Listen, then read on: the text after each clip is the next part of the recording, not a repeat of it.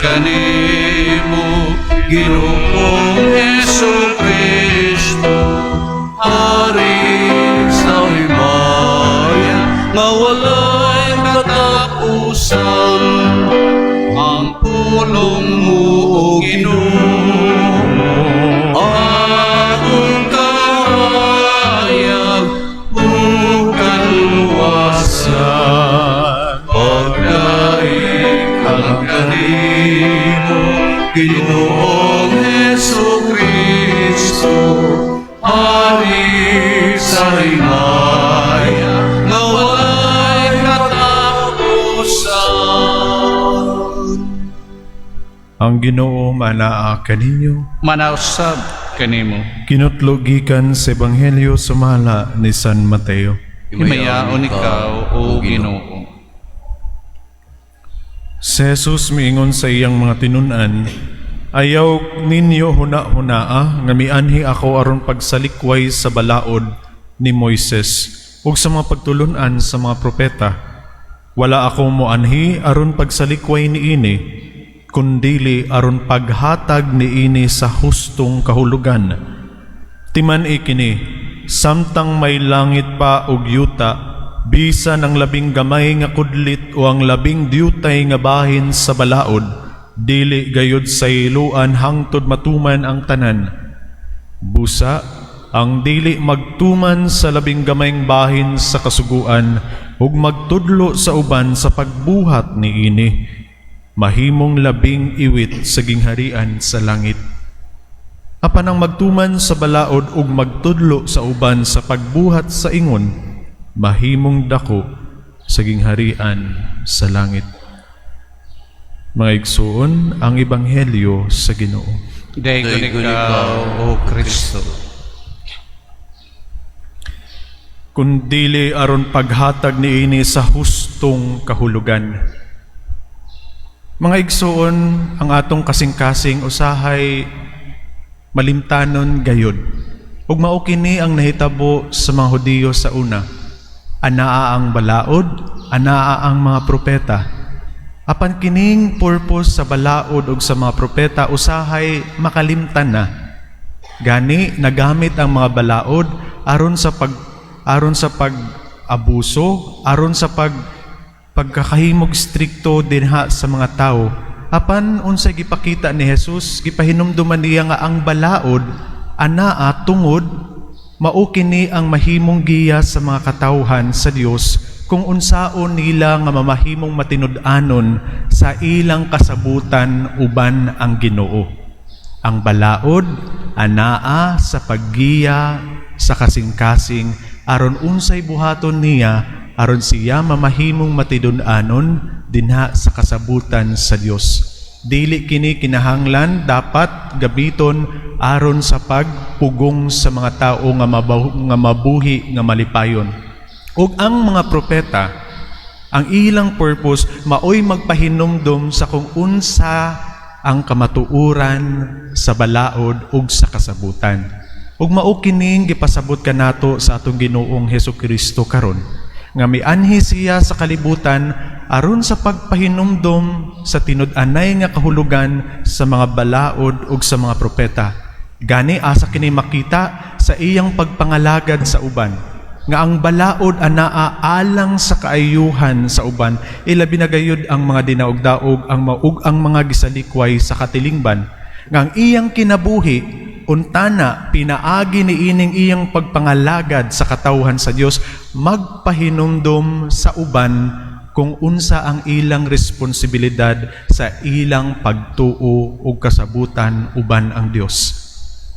Apan mga igsuon, kini wala na limited kang Hesus. Kay basig usahay ang atong panglangtaw para ra na kay Lord, no siya ra bahala ana. Dili. Isip mga binunyagan, kita nakigambit na niini. Tingali nindot kini pamalandungan mga igsuon. Ang kinabuhi ba ni Jesus? Ang mga prinsipyo ba ni Jesus?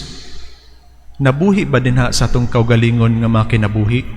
Nahatagan ba natog hustong kahulugan, pinaagi sa atong mga pamulong, pinaagi sa atong mga buhat, ang kinabuhi ug prinsipyo ni Jesus.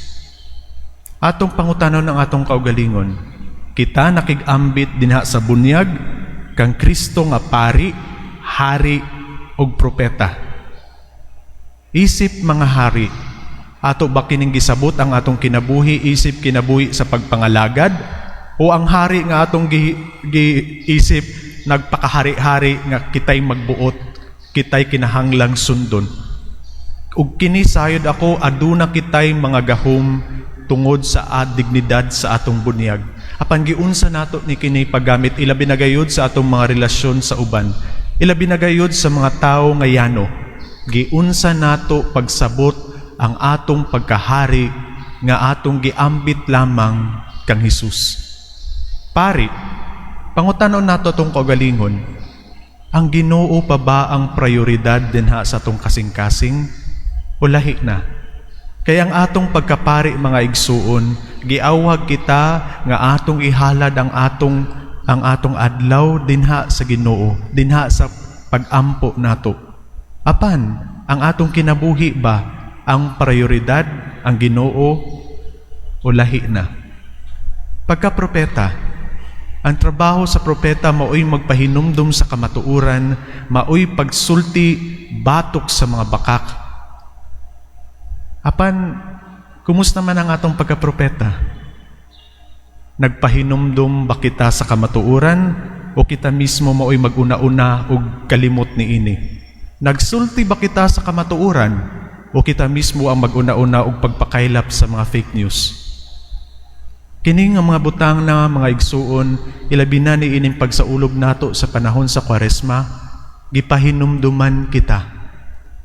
Kita wala gibunyagan aron mahuman dinha sa adlaw sa atong bunyag ang atong responsibilidad.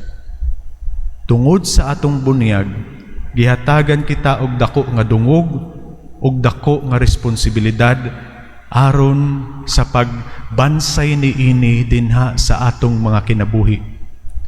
Nan mga igsuon, niining atong santos nga misa, ilabi na gayud sa pagdawat nato sa lawas sa atong Ginoong Hesukristo, pangayuon ta ang kasing-kasing nga dili malimtanon. Aron mapahinumduman nato ang atong kaugalingon sa mga responsibilidad nato sa atong pagtuo. Ug untana, kung atong mahinumduman kini ug ato kining mapuy-an sa atong kinabuhi, makita usab sa uban ug mapahinumduman sila sa ilang kaugalingon nga dignidad ug sa ilang kaugalingon nga responsibilidad. Hinaot paunta.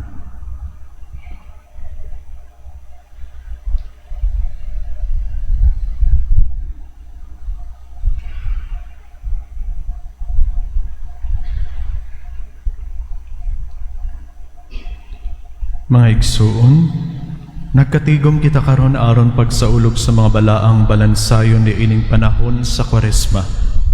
Pangayuon ta sa Dios nga iya untang ablihan ang atong mga kasing-kasing sa pagdawat sa iyang gugma ug mga panalangin. Busa sangpiton ta siya diha sa pag-ingon, Ginoo, dungga ang among mga pag-ampo. Ginoo, dungga ang among mga pag-ampo.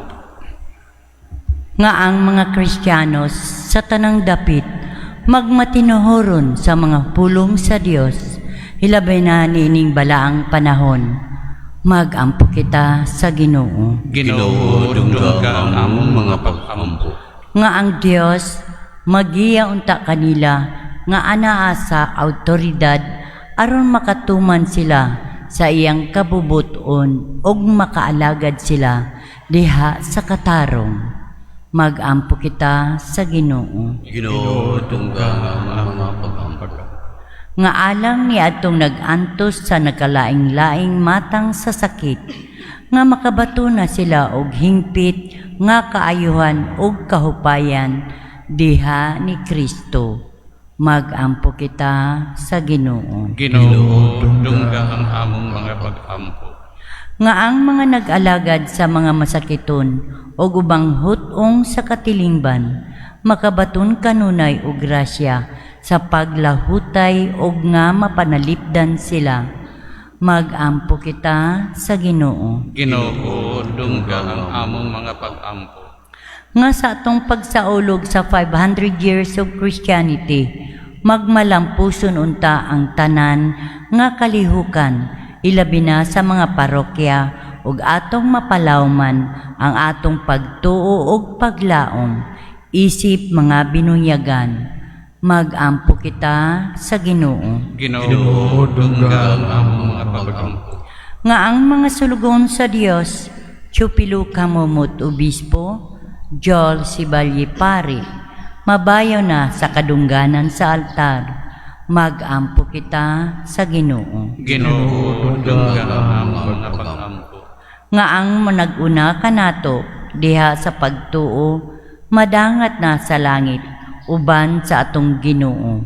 Magampo kita sa Ginoo. Ginoo, dungga ang among mga pag-ampo.